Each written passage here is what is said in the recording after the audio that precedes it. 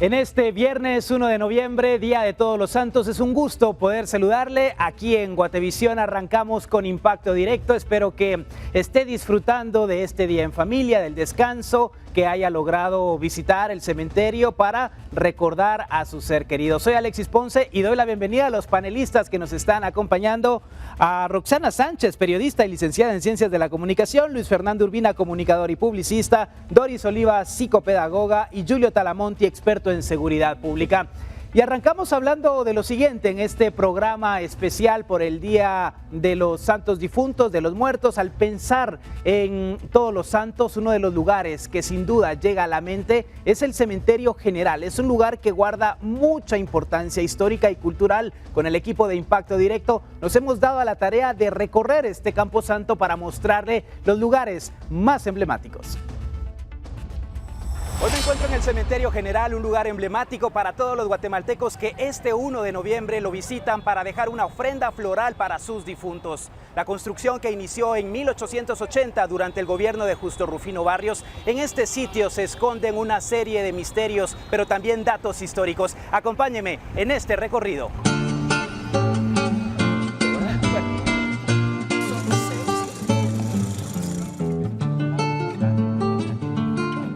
El primer lugar que tenemos que visitar en este recorrido por el Cementerio General es el sector conocido como Los Cerritos, que encierra toda una historia. Y para hablar de este tema nos acompaña el historiador, el doctor Aníbal Chajón.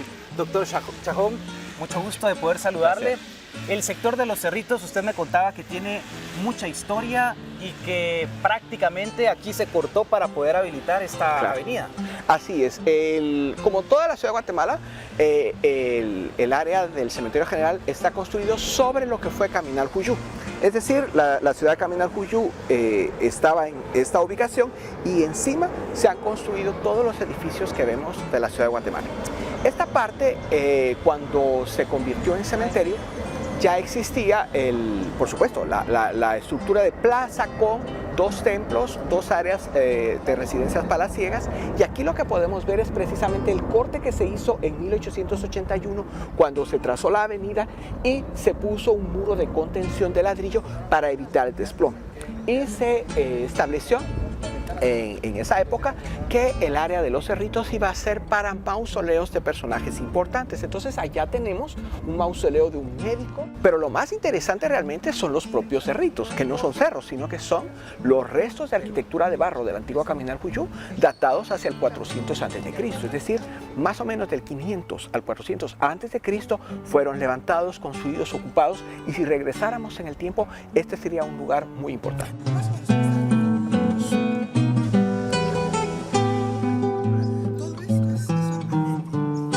Esta es nuestra segunda parada estratégica en el Cementerio General, en el Panteón de la Familia Castillo, donde también hay mucha historia que contar, doctor Chajón. Así es. El Panteón de la Familia Castillo es interesante, fue encargada por la familia a un artista muy especial que fue don Rafael Rodríguez Padilla. Él era guatemalteco, director en esa época de la Academia de Bellas Artes, y él tenía sociedad con un arquitecto español, se llamaba Cristóbal Azori. Entre los dos, Rodríguez y Azori edificaron esta estructura y se inspiraron en la arquitectura egipcia, porque en 1922 fue descubierta la tumba de Tutankamón. Para 1923 empezó a llegar mucha información. En 1926 se volvió a tener mucha información, mucho impacto mediático sobre lo que se estaba descubriendo con la tumba de Tutankamón, y entonces alrededor de 1927 se inicia la construcción de este edificio, que se terminó en 1929. No es el primer panteón de estilo egipcio. Hay otro de la familia Rueda que está más al sur, que fue el primero, pero este es el de mayores dimensiones, es el panteón más grande que existe en Guatemala.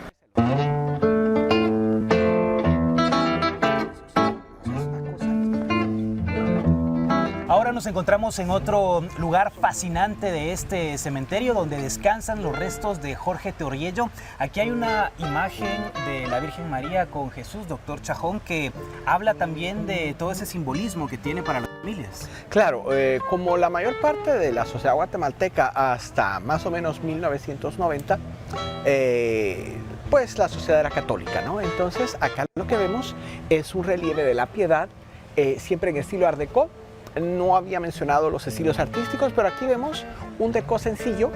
El Art Deco se caracterizó por la geometrización de las figuras y vemos cómo el rostro de la Virgen está geometrizado, lo mismo el cuerpo de Jesús. La identificamos de inmediato, sabemos que es la Piedad, pero está hecho siguiendo las tendencias artísticas del momento, que era esa geometrización. El Art Deco estuvo vigente en Guatemala más o menos de 1924 hasta más o menos 1955, 1960, y lo que vemos acá es un excelente ejemplo. Aquí pues descansan los restos, como usted decía, del señor Toriello, que fue uno de los 3 miembros del gobierno posterior a la Revolución del 44, el único civil, y por eso no solo tiene valor artístico, sino valor histórico. Doctor, vemos que lamentablemente también han sido arrancadas algunas de las letras que estaban acá colocadas. Sí, la verdad es que estaba el nombre de la familia, ¿no? Toriello Garrido. Lamentablemente, cuando fue el confinamiento por la pandemia, el cementerio quedó muy desprotegido y personas inescrupulosas, pues delincuentes, ¿no?, se dedicaron a robar aquellos objetos que podían ser vendidos, transformados, ¿no? Y entonces, como eran de bronce, probablemente esa fue la razón por la que se la robaron.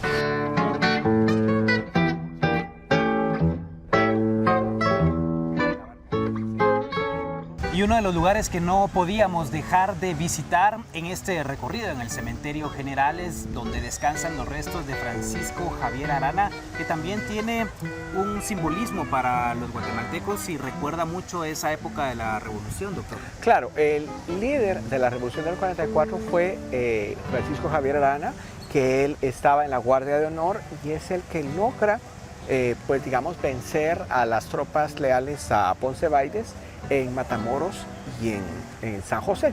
Entonces, pues Javier Arana fue asesinado en Amatitlán en 1949 y un grupo político y el ejército de Guatemala financiaron, patrocinaron este monumento también en estilo Art Deco, en el que podemos ver obras del artista Rodolfo Galeotti Torres, lo vemos acá. Y otra vez continuamos con la geometrización. Vean cómo los rasgos del soldado están plasmados no de una forma naturalista, sino geometrizada. Y bueno, pues Javier Arana hubiera sido candidato a, probablemente, ¿verdad? Es lo que se especula, que hubiera sido candidato a la presidencia si no hubiera muerto tratando de recuperar las armas que habían sido compradas con dinero de Guatemala y que estaban almacenadas en el Morlón, en Amatitlán.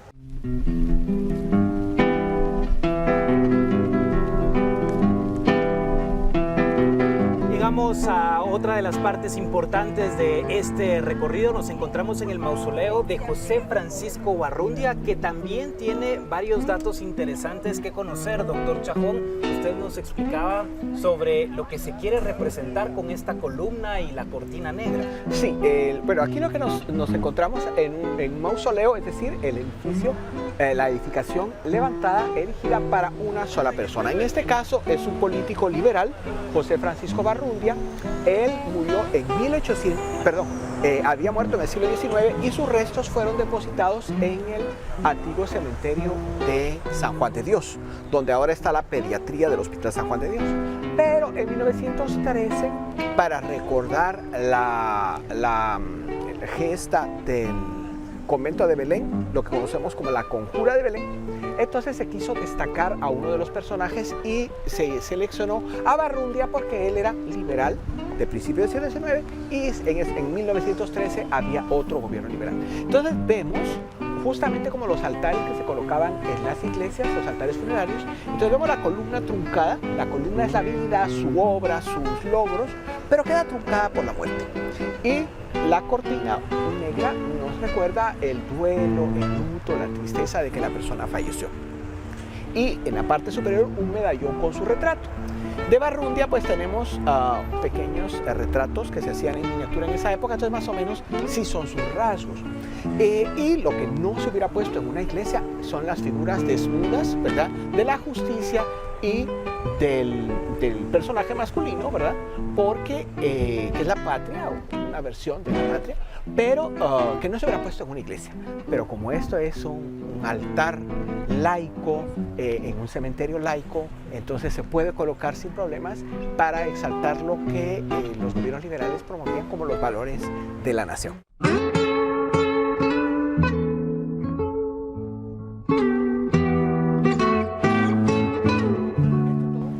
Han sido 5 puntos emblemáticos de este cementerio general que hoy hemos visitado, doctor Chajón, pero definitivamente necesitaríamos días para poder conocer más de la historia.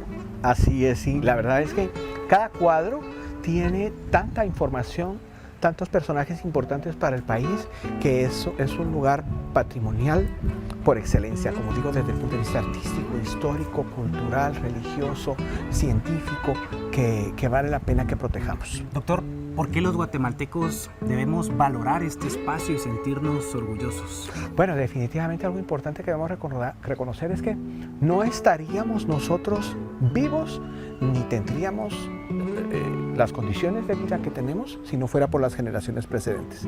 Entonces, obviar eso es como decir no tuve padres, ¿verdad? Y eso no es cierto, ¿verdad? Si uno pues no tuvo padres en la vida real, tuvo personas adultas que lo criaron, que lo formaron, que permitieron que uno creciera. Entonces, reconocer eso es importante porque el patrimonio es justamente eso, lo que nos dejaron aquellos seres queridos para que podamos vivir mejor. Doctor, gracias por acompañarnos en este recorrido, muy amable. Gracias a ustedes. Y por supuesto, gracias a usted también por dar todo este seguimiento aquí en Impacto Directo de los lugares más bonitos y que representan algo para todos los guatemaltecos. Con imágenes de Byron Baiza, este es un informe de Alexis Ponce para Impacto Directo.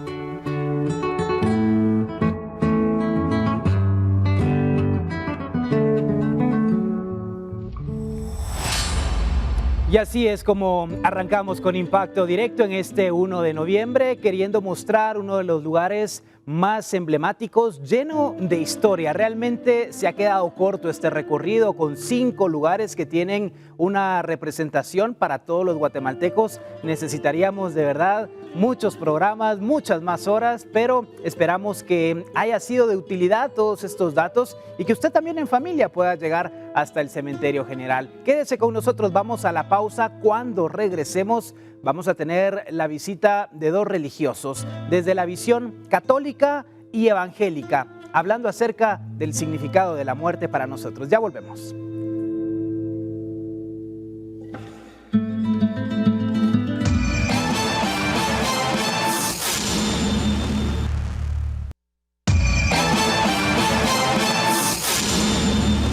Gracias por seguir con nosotros aquí en Impacto Directo por Guatevisión y como sabemos, el 1 de noviembre tiene un significado muy especial principalmente para el cristianismo. La visita que hemos visto a lo largo de esta jornada y también lo que se espera para el fin de semana de los guatemaltecos que visitarán los distintos cementerios para adornar a sus difuntos. Nos acompaña Alexander García, pastor del Ministerio Casa, y el padre Manuel Chilín. Así que con ellos vamos a estar conversando acerca de todo este tema del significado de la muerte. Padre, buenas noches, gracias por estar con nosotros aquí en Impacto Directo. Para los cristianos católicos, esta fecha tiene un significado muy especial, el recordar a quienes ya no están entre nosotros. Definitivamente, como Iglesia Católica, nosotros tenemos una promesa, que la muerte no es el final del camino, sino el inicio de una vida nueva. Hay una oración donde se nos dice, aunque el morir nos entristece, nos consuela la esperanza de la feliz resurrección. El 1 de noviembre nosotros celebramos el Día de Todos los Santos, la iglesia triunfante, la iglesia celestial, el cielo donde todos queremos llegar. Es un día de fiesta para nosotros, de alegría, y por eso hay un precepto que es como si fuera domingo. Todos los católicos debemos de participar en la Eucaristía. De hecho, hoy en la parroquia de los Remedios del Calvario hemos tenido 3 Eucaristías, 7 de la mañana, 12 del mediodía, 5 de la tarde, y ha sido muchísima la gente que ha llegado. El 2 de noviembre es el Día de los Fieles Difuntos, donde la iglesia invita a todos los cristianos a orar, a ofrecer oraciones por el eterno descanso de los que han fallecido. Y es que siempre se dice que hay vida más allá, la vida eterna. Para los cristianos evangélicos, ¿cuál es el significado, Pastor García, de la muerte? Gracias. Yo creo que la Biblia define siempre el término de la muerte en términos de esperanza. Aunque físicamente esto acarrea tristeza, acarrea dolor, en términos bíblicos la muerte siempre trae esperanza. ¿Por qué? Porque descansamos en las palabras que dijo Jesús: yo soy la resurrección y la vida. Job también dijo: aunque mi carne se deshaga en el polvo, yo estoy seguro que un día veré a mi Redentor. Entonces, en este término nosotros definimos la muerte. Dentro de los rituales que se realizan cuando una persona fallece en el catolicismo, ¿cuál es ese simbolismo o el significado que tiene para quienes profesan esta religión, padre? Creo que el ritual de la Iglesia Católica es muy rico al darle sentido a la vida. En el ritual de exequias dice que en cuanto una persona fallece, pues se lee una cita bíblica, se hacen unas oraciones encomendando su alma. La misma liturgia recomienda la misa de cuerpo presente, que es darle un último adiós de parte de toda la comunidad. Se pone la Sagrada Escritura sobre el ataúd del difunto, se enciende el cirio pascual, que significa a Cristo resucitado, y luego en la piedad popular de las familias 9 días de oración, orando por el eterno descanso de la persona que ha fallecido, pero también es un momento de esperanza para la familia y para la comunidad que expresa su cariño. Luego, pues, la celebración de los 40 días. Son diferentes momentos, tanto en la liturgia como en la piedad de los fieles, para pedirle al dueño de la vida que le dé el eterno descanso. Recordemos siempre que nosotros los católicos no celebramos la muerte, celebramos la vida. El morir es un momento difícil, es un momento triste, hay una separación de los seres queridos, pero nos consuela la esperanza cristiana de una vida nueva. Bueno, y obviamente es importante e interesante también conocer la otra visión que se tiene desde lo evangélico. Pastor, ¿cuál es el ritual que se efectúa cuando una persona fallece? Quizá más que un ritual, nosotros lo enfocamos que como cristianos en ese momento de dolor, en esa trayectoria de la familia de duelo, llevamos la esperanza de Jesús. Llevamos también con ellos el dolor mismo. De hecho, la Biblia nos enseña que debemos de llorar con los que lloran. Entonces, la muerte física únicamente es la separación del alma del cuerpo, donde estamos confiando que la persona que ha muerto pues ya está con el Señor. Entonces, básicamente lo que hacemos es llevar esperanza a través del duelo. Bueno, nuestros panelistas también están preparados para preguntar, para resolver esas inquietudes. Empiezo contigo, Roxana. ¿Va a hacer preguntas a nuestros invitados? Por supuesto. Siempre hay un proceso de duelo. ¿Qué tipo de acompañamiento le dan ustedes como evangélicos? Yo también soy. Y a ustedes los católicos, porque el duelo es un proceso. Ustedes mismos lo han dicho ahorita en sus declaraciones, ¿verdad? Es un tiempo de dolor. No sé.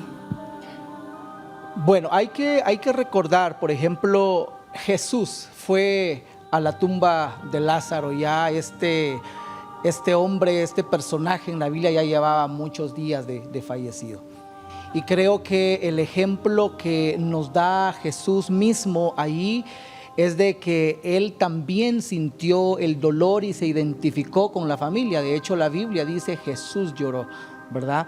Entonces, una de las cosas que nosotros hacemos en el acompañamiento de duelo es estar con la familia, es estar con el doliente y siempre llevándolo a la esperanza de Jesús, que Él dijo: todo aquel que muera, al final Él está vivo conmigo, ¿verdad? El que está en Cristo, ¿verdad?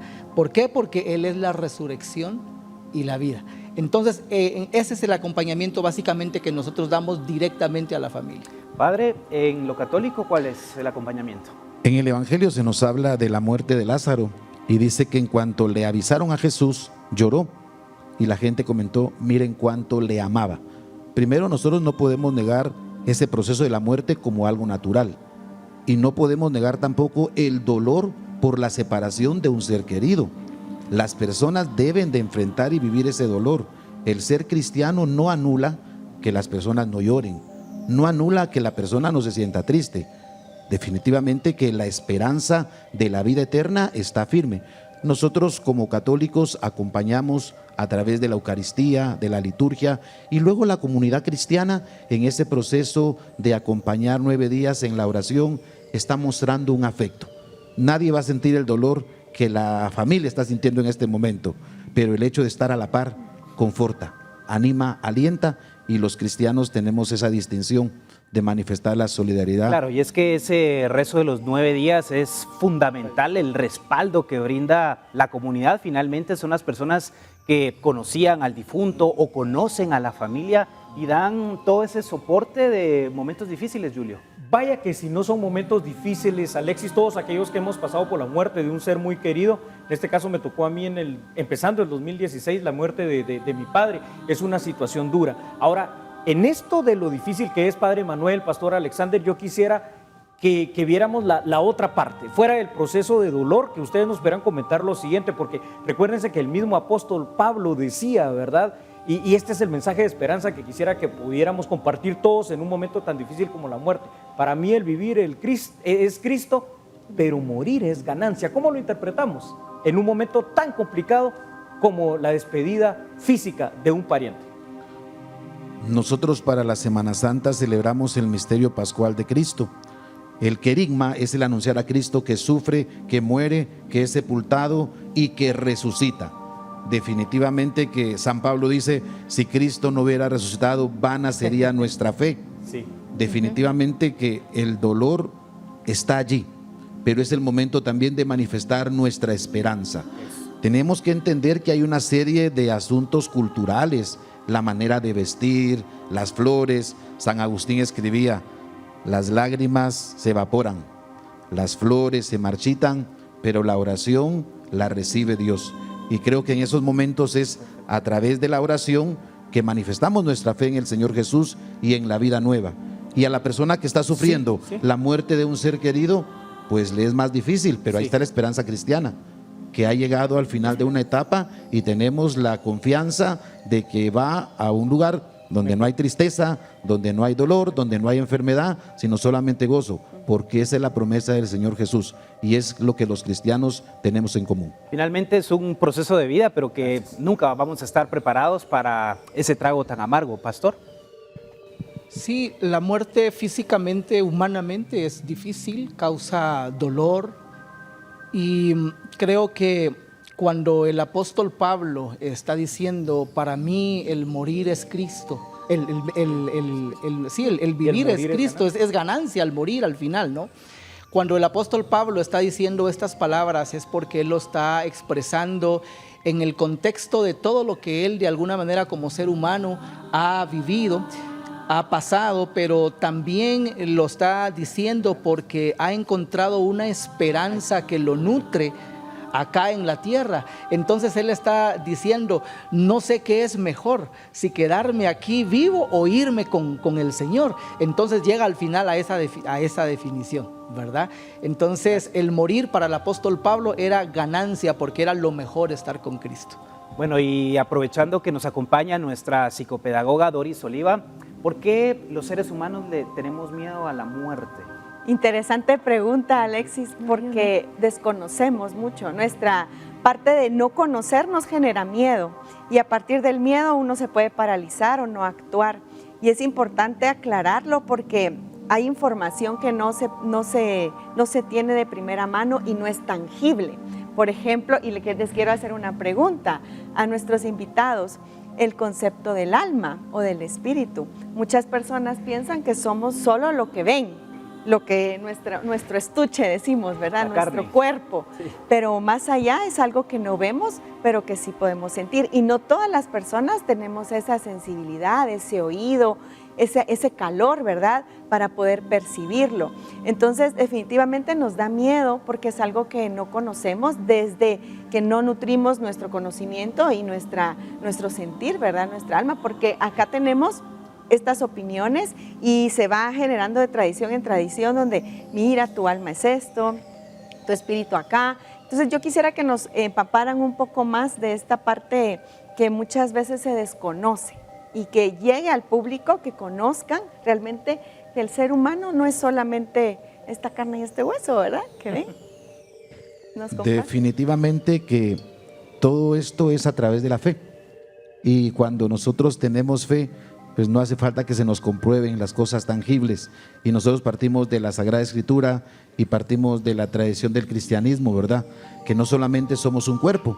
Alguien que piensa así materialistamente te dice, bueno, después de esta vida no hay otra. Comamos y bebamos porque se cree en lo que se ve, no en lo que no se ve. Claro. No, nosotros los cristianos sí creemos. Amén. Y eso tenemos un fundamento, Cristo que resucita y da la vida nueva. Nuestra enseñanza nos dice, el cuerpo va a la sepultura.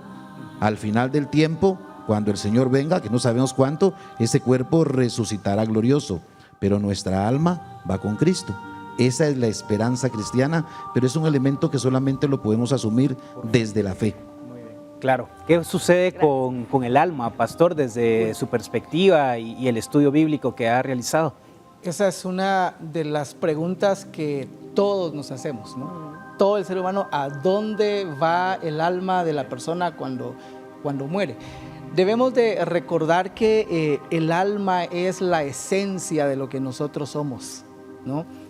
El cuerpo, como bien lo decía ahí el Padre, es el estuche que el Señor nos da. O sea, aquí habita un alma en este cuerpo, en este estuche, pero también hay un espíritu, que realmente el espíritu es el aspecto de la humanidad que conecta con Dios. De hecho, el libro de Eclesiastés, ahí en su capítulo 12, versículo 7, nos dice que cuando morimos, dice que el alma, dice, también va a la tierra, pero dice que el espíritu, dice que vuelve a Dios que lo creó. Luis Fernando. Bueno, algo que es bien importante en esta época es que debemos comprender que así como sentimos dolor, también en las Escrituras, los cristianos creemos que el Señor también nos ha dejado su Espíritu para que pueda darnos consuelo y para que pueda darnos paz.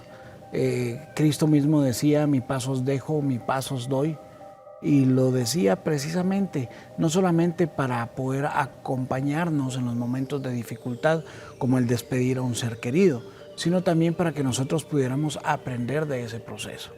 Entonces, algo que es importante que nosotros podamos comprender si somos cristianos, que tenemos una esperanza de vida y que al final el Señor Jesucristo nos ha dejado una esperanza para poder volver a encontrarnos y para poder tener una vida eterna. Entonces tampoco debemos perder de vista esa esperanza y obviamente debemos aprender a vivir y adaptarnos con las dificultades que trae el vacío de estar una persona. Yo recuerdo claramente cuando mi papá falleció, yo quería saludarlo todos los días en la mañana como lo hacía.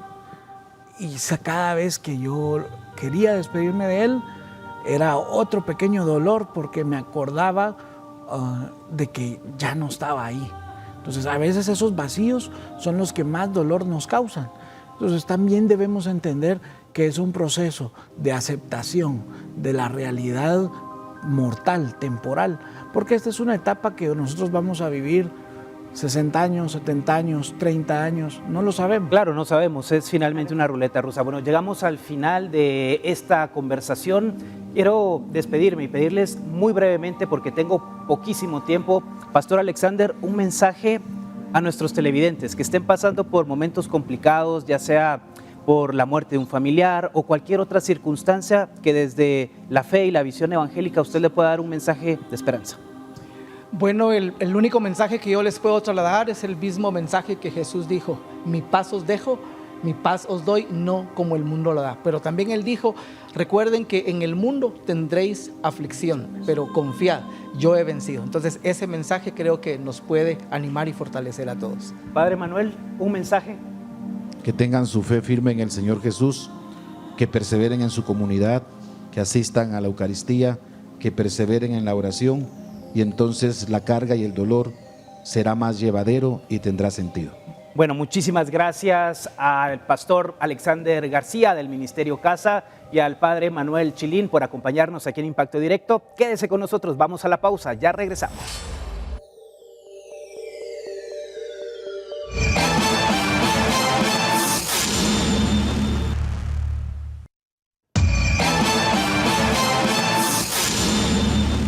Y saber que nuestros seres queridos están mucho mejor en la otra vida, teniendo paz, teniendo tranquilidad, el poder recordarlos también con todo el amor por las enseñanzas, por esos gratos momentos que hemos atravesado al tenerlos con nosotros. Definitivamente que en esta fecha particular, pero durante todo el tiempo siempre recordamos a ese ser especial que nos ha acompañado, un familiar, un amigo, y por eso hoy con nuestros panelistas vamos a recordar a esas personas que han tenido un significado muy especial en nuestra vida. Roxana, en tu caso, ¿quién es esa persona especial que ya no está contigo, pero que la sigues recordando?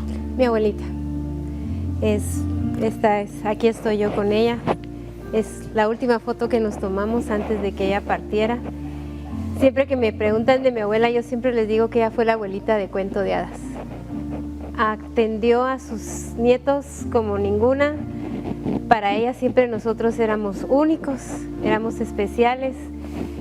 Ella era el centro de la familia, ella cocinaba para todos, siempre estaba para todos. Jamás en su vida me puso una mano encima y le jugamos una de travesuras a mi abuela. Le sacaron canas verdes, literalmente. Sí, tal vez sí, pero ella se la supo ocultar bien en su amor, en su corazón. Y siempre la extraño, siempre extraño a mi abuela. Y tengo la certeza, como vimos o vamos a ver en los eventos, de que la voy a ver un día, ¿verdad? Porque los que mueren en Jesús tenemos esa esperanza. Y la voy a volver a ver a mi abuelita Julia Estrada, Julia González de Estrada. Ella es mi abuela materna que siempre estuvo para mí. Nunca cerró la puerta, nunca nada, siempre me oía. Las cosas que sé cocinar es por ella. Y sí, ella fue la que nos dejó su receta de fiambre, por ejemplo, a todos sus nietos. Entonces, el secreto del caldillo del fiambre. Que por cierto, hoy casi te estás terminando ya esa gran olla de fiambre. Bueno, Luis Fernando también tiene a un ser especial que recuerda en esta fecha. Sí, la verdad es de que durante los últimos años varias personas queridas han dejado la familia. Y anoche, mientras estaba decidiendo qué foto traer, tenía esa discusión interna. Y me puse a pensar, bueno, mis abuelitos nos dieron muchos recuerdos y parte de nuestra identidad, pero ellos tuvieron una vida plena, una vida larga. Una de mis abuelitas falleció a los 98 años, pero me recordé de algo que nos sucedió en 2019 y que todavía a veces nos afecta. El 31 de diciembre de 2019 lo pasamos juntos como familia, despidiendo a mi primo, a César Leonel. Y fue impresionante porque él era un hombre joven, estaba por graduarse de pedagogo, era uno de los primos más pequeños y tal vez no éramos tan cercanos, pero la forma en que nos dejó con un accidente, estaban celebrando una nueva construcción con sus amigos y estaban en la ventana donde está un balcón y el balcón se vino abajo y él con su mejor amigo fallecieron y fue algo muy traumático. ¿Por qué lo recordamos? Pues yo siento que él terminó su vida de una manera inesperada. Entendemos que los tiempos de Dios son perfectos, pero nosotros creemos que al final pudo haber sido prematura su partida. Él era más joven que yo, como 11 años menor que yo. Entonces al final no esperas que alguien tan joven se vaya tan pronto. Y la forma tan grotesca en que sucedió nos hizo pasar el 31 de diciembre a las 12 de la noche en una funeraria. Entonces eso fue algo difícil y le seguimos recordando. Yo creo que todos le tenemos mucho cariño. Pero el mensaje que ha dejado en ustedes, el legado es. también. Y aparte de eso, pues nosotros somos un montón de primos. Y aunque no nos vemos tan seguido, somos como 36 primos. Realmente nos tenemos aprecio, o por lo menos yo le tengo aprecio a todos y cada uno de ellos. Y duele, ¿verdad? Sí, el cariño, esas historias, las memorias de quienes ya no están con nosotros. Doris, en tu caso, ¿quién es ese ser especial? Gracias por el espacio. Justamente hoy se cumplen 11 años que mi abuela falleció. Y como dijo Fernando, pues deja un gran legado a sus 94 años y mucho aprendizaje. Y yo la quise mucho, pero hace 2 meses, el 14 de septiembre, falleció hijo de mi abuela, mi tío Carlos Roberto Oliva Paz, mi tío Chato. Me dejó muchos regalos, pero uno de los principales es que él pues no tuvo hijos biológicos. Y en su funeral muchas de sus amistades me comentaban que él me quería como una hija y me dejó muchos regalos diciendo qué era lo que yo significaba para él sin yo saberlo. El cuerpo de él se deterioró a través de una enfermedad neurológica y hace 10 años él tuvo una muerte súbita y Dios le dio 10 años más. Entonces hoy quiero honrarlo y quiero compartir con ustedes que él fue una persona muy correcta, muy amable, un gran esposo y aprender del ejemplo que nos deja. Creo que eso es lo más importante que podemos hacer cuando nuestros familiares fallecen, tomar lo bueno y replicar lo bueno para Claro, que su quede legado todo ese ejemplo en continúe. nosotros y en las nuevas generaciones. Gracias. Julio, ¿quién es esa persona especial? Claro que sí, Alexis, muchas gracias. En este caso, en el año 2016 falleció una persona pues particularmente especial para mí, mi padre, Fiorino Talamonti. Y falleció pues ya por, ahí lo están viendo ustedes en pantalla, por enfermedades propias del corazón, un hombre que en el momento de su muerte pues tenía 85 años, pero un hombre que se dedicó toda su vida a luchar. Ese hombre que ustedes ven en pantalla, que es mi papá, salió de su país, porque él no era guatemalteco, pero amaba Guatemala como si fuera un guatemalteco al vivir más de 40 años acá, y se abrió camino en un lugar que no era el suyo, pero fue un hombre trabajador, honesto, honrado, correcto, que supo dejar precisamente ese legado de amor, de enseñanza, de ejemplo, de trabajo, que espero de alguna manera real poder honrar su nombre y honrar su memoria con los hechos, ojalá buenos, que tu servidor Alexis pueda hacer. Así que hoy me pareció oportuno pues rendir definitivamente honor y esa memoria, valga la redundancia, a la memoria de mi señor padre. Bueno, muchísimas gracias de verdad a los panelistas por compartir estas historias, parte de ese dolor, pero también de la alegría que tienen al recordar a esos seres queridos. Y yo quiero invitarle para que le dé un abrazo, para que le haga una llamada a esa persona especial, que no espere, que no sea demasiado tarde, porque después podemos lamentarlo, el no tomar el teléfono, el no enviar un mensaje de manera oportuna para expresar lo que sentimos por ese ser especial. En vida, definitivamente, es cuando debemos reconocer, en vida es cuando debemos amar, en vida es cuando debemos disfrutar a esas personas. Y bien, pasamos ahora a otros temas, a conocer cómo es que en Santo Domingo Xenacoj honran a sus difuntos en este 1 de noviembre. Para ellos la comida es un importante vínculo para conectarse con los fallecidos.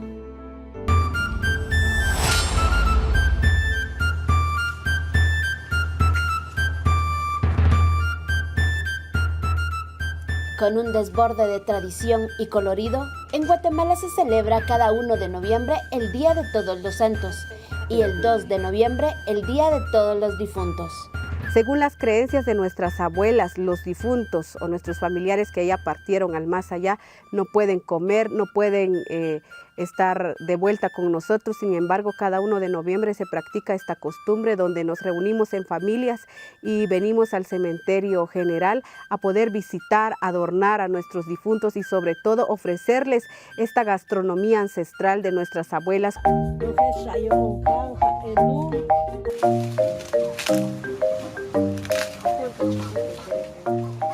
Durante estos días, familias de Santo Domingo Xenacoj preparan el Quinmunil Riama Ii. Esta es una tradición en la que se prepara una ofrenda para los familiares que ya trascendieron. Con un acto ceremonial es recolectada la cosecha para el cocimiento de huisquiles y elotes. El kun o ayote es el platillo principal de la ofrenda. Es preparado en una olla de barro a la que le agregan panela, azúcar y canela. También preparan atol blanco y frutas de temporada. Cuando ya está todo listo, se dirigen al Camposanto, lugar en el que se lleva a cabo el homenaje y convivencia con sus difuntos. Gracias, Padre Santo. Ayúdanos, Señor Jesús.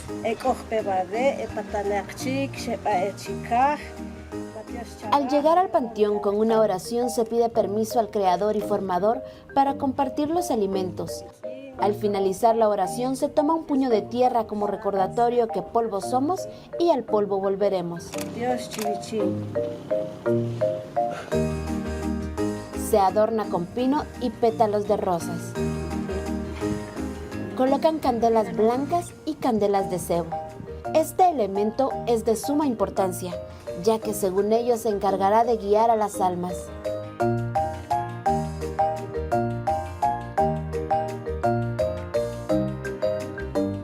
Luego se procede a repartir y degustar los alimentos. Mi mamá, cuando ella estaba con nosotros, siempre cocía así de elote, de huisquil, que vamos a ir a traer al monte. Ellos lo siembran y venimos aquí mismo venimos con mis papás. Entonces yo no puedo dejar esa costumbre porque a ellos les gusta eso. Cuando están vivos mis papás, siempre cocíamos nuestros elotes, nuestros huisquiles. En la celebración de Día de Muertos se expresa el deseo de las familias de que sus seres queridos se encuentren en paz, y el compartir con nuestros difuntos desde la cosmovisión indígena significa que la muerte no es el fin, sino una continuidad espiritual. Nuestros antepasados, nuestros abuelos, nuestros familiares que ya partieron al más allá puedan deleitarse y tener un encuentro armonioso y sagrado con los que aún vivimos acá en la tierra a través del aroma de todo lo que se le ofrece en esta sagrada ofrenda. Reportó para el noticiero Guatevisión, Emi Sánchez.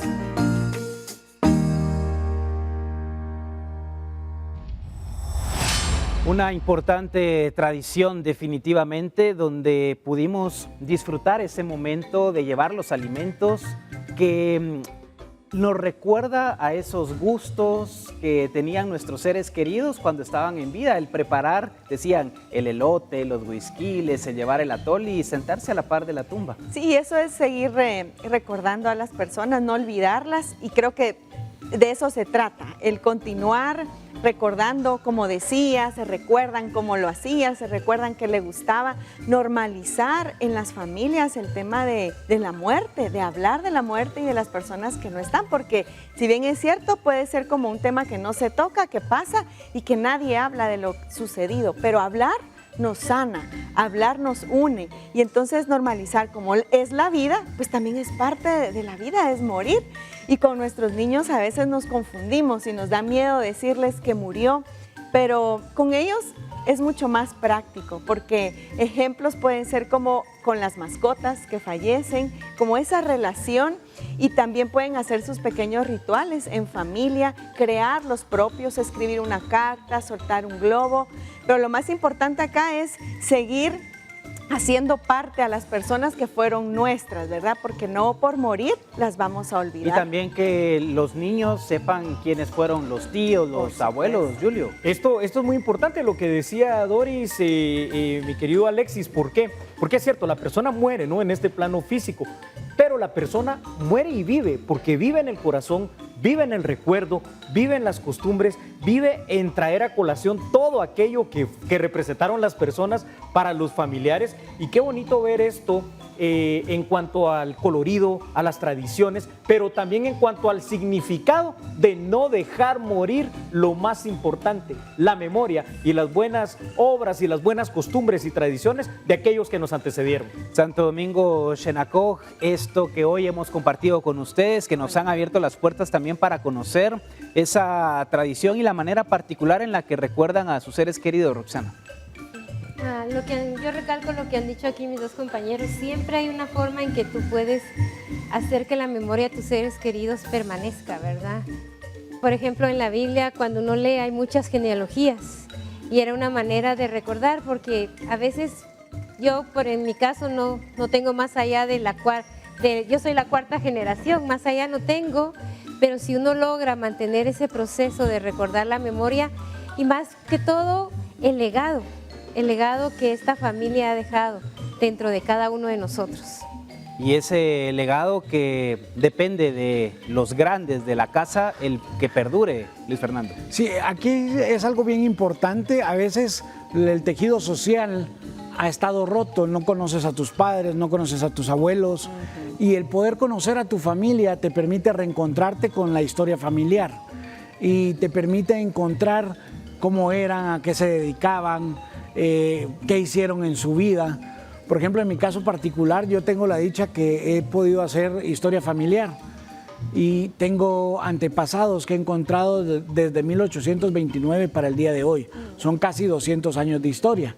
Entre las personas que están, hay dos personas que me llaman atención. Uno era mi bisabuelo, algo que es importante entender desde que mi abuelo se fugó de la casa a los 17 años.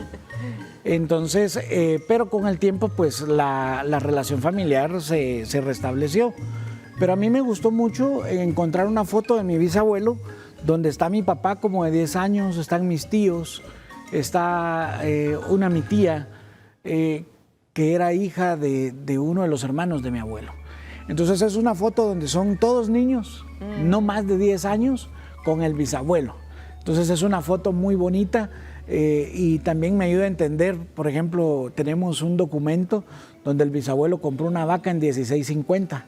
Era una compraventa de una vaca, ya que ellos tenían algo de ganado. Entonces es bien interesante el poder conocer la identidad.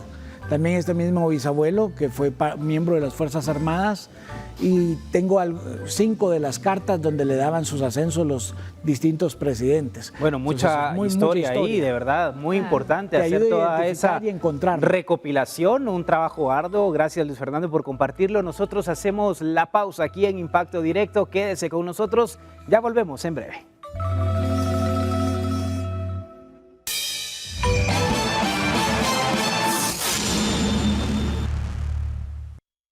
Y uno de los países característicos por sus elementos culturales es México. Cada Día de los Muertos es una fiesta con las flores, los altares y un emblemático desfile. Los mexicanos recuerdan a sus seres queridos que han fallecido.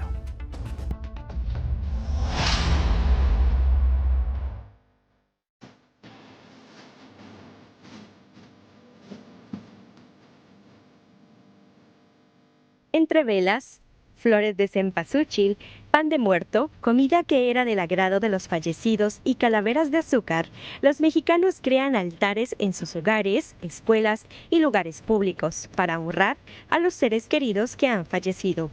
Incluso los altares son vistos desde octubre, ya que cada día, a finales del mes, se realizan altares en memoria de las personas que murieron en circunstancias específicas. La llegada de las almas comienza el 27 de octubre con la conmemoración de las mascotas que han fallecido. El 28 se recuerda a quienes murieron en circunstancias trágicas, entre otros. Si bien es una de las expresiones más llamativas y llenas de recuerdos, quizá lo más emblemático es el desfile.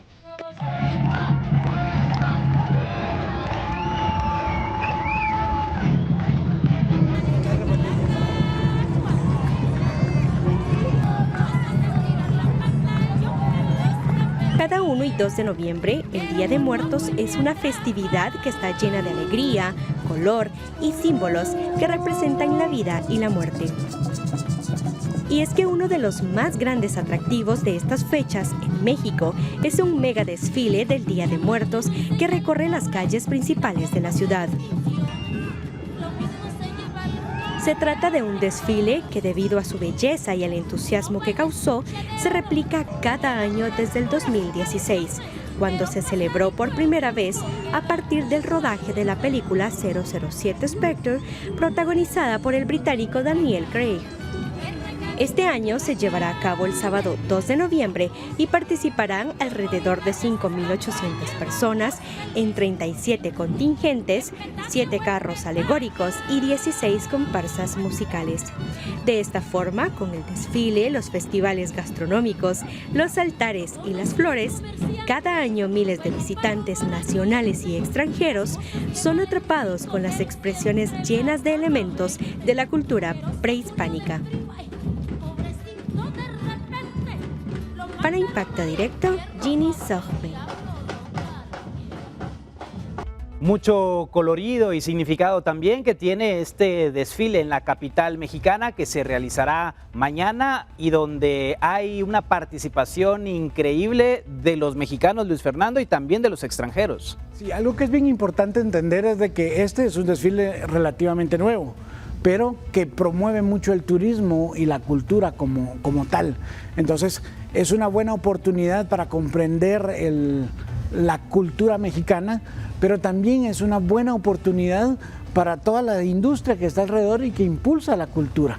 Entonces, este es un gana-gana social, porque muchas personas tienen la oportunidad de aumentar el comercio, pero también de exponerle al mundo la riqueza cultural que tienen los mexicanos. Muchos de estos personajes que se han plasmado, que eran parte de la tradición oral, se volvieron parte de la tradición gráfica, gracias a los artistas como Diego Rivera, como lo veíamos ahí. Entonces, es una gran mezcla que permite exponer la cultura al mundo. Y claro, creo que eso es algo importante. Y las carrozas que son impresionantes también, Roxana. Sí, mira, aquí también hay que darle el valor artístico, ¿verdad? Desde las personas que maquillan su cara, aquí puedes ver los trajes que usan, las carrozas decoradas, de acuerdo, alusivas a lo que están haciendo. Entonces, también ahí tú puedes ver el arte. Y el arte es algo que siempre está para disfrutar, ¿verdad? Y claro, lo disfrutaremos mañana seguramente, observando las imágenes desde México, Doris. Qué hermosas, la verdad es que los colores son vivos, entonces llaman a la alegría y a la unión. Y es importante notar que este tipo de actividades hacen que el ser humano tenga un sentido de pertenencia, un lugar de, y hace que convivamos mejor. Entonces, el sentido de pertenencia es sumamente importante para yo poder fungir o poder impactar de manera positiva. Y que todas las familias también llegan hasta este sitio para ver el recorrido, Julio. Claro, es una oportunidad para compartir en familia, lo has dicho, Alexis, pero fantástico, ¿no? En este caso los mexicanos nos dan un ejemplo que por supuesto en Guatemala se hace, pero se puede magnificar todavía, de cómo mantener viva una tradición, una alegría, particularmente de ellos, del Día de Muertos, que ha sido algo ya muy tradicional en el pueblo mexicano, las catrinas, estas muñequitas así de azúcar y un montón de cosas más, que lo hacen tan lindo, que lo hacen tan colorido, que por supuesto fuera del tema artístico, del tema cultural, del tema turístico, sirve para algo, para unir a los pueblos, y eso es lo importante. Bueno, llegamos así al final de Impacto Directo. Espero que haya disfrutado de este día con su familia, que haya comido muchísimo fiambre, al igual que nuestros panelistas que ya no trajeron nada para compartir de este platillo tradicional. Así que bueno, muchísimas gracias Roxana Sánchez, periodista y licenciada en Ciencias de la Comunicación, Luis Fernando Urbina, comunicador y publicista, Doris Oliva, psicopedagoga, y Julio Talamonti, experto en seguridad pública. Soy Alexis Ponce, le deseo la mejor de las noches, que tenga un excelente fin de semana. Nos encontramos nuevamente el lunes a las 6 de la tarde aquí en Guatevisión.